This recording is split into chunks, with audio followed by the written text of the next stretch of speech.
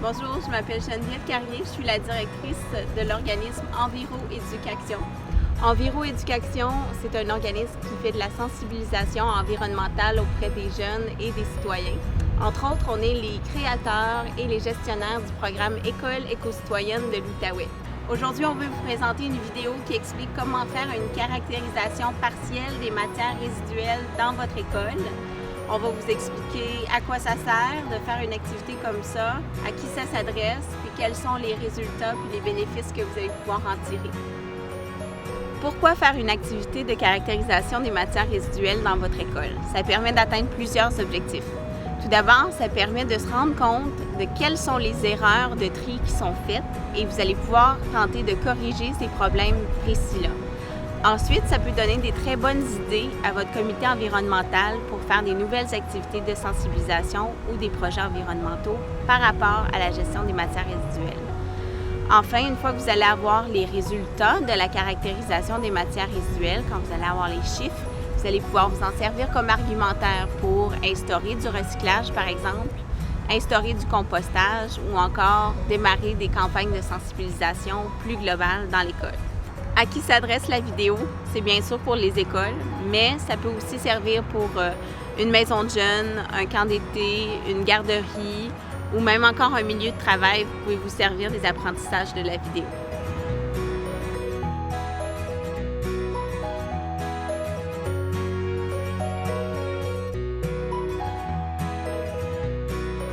Bonjour, mon nom est Chloé Gourde et je suis coordonnatrice du programme École éco-citoyenne de l'Outaouais.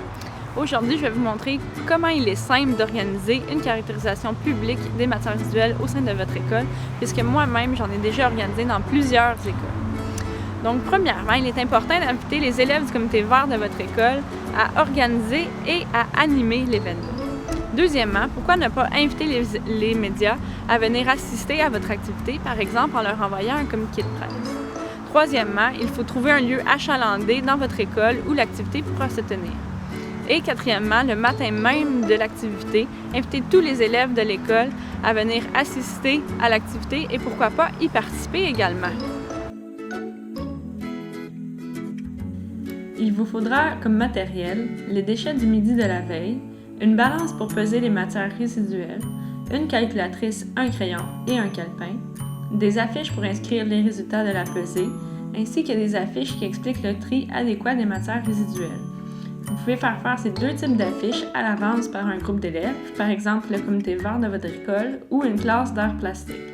Il vous faudra également 3 nappes de couleurs différentes pour verser les matières résiduelles et les trier, des gants et des pinces de tri, ainsi qu'un micro ou un mégaphone.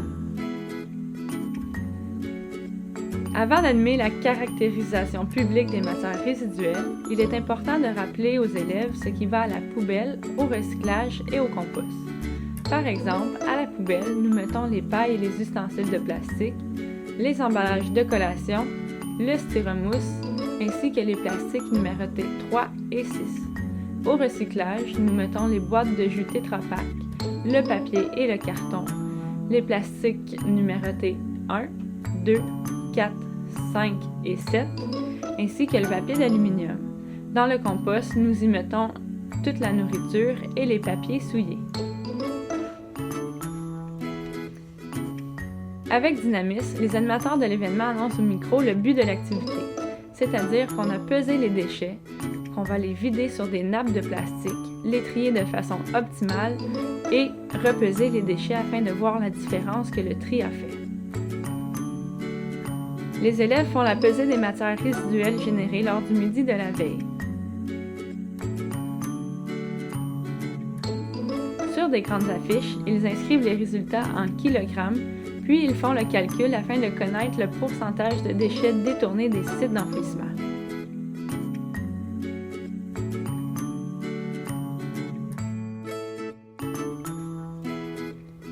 Il est maintenant temps de trier.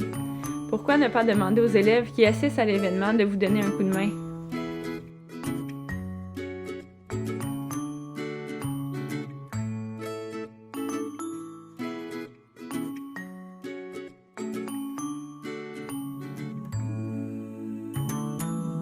Pendant le tri, ne vous gênez pas de mentionner au micro quelques erreurs de tri souvent commises par les élèves de l'école.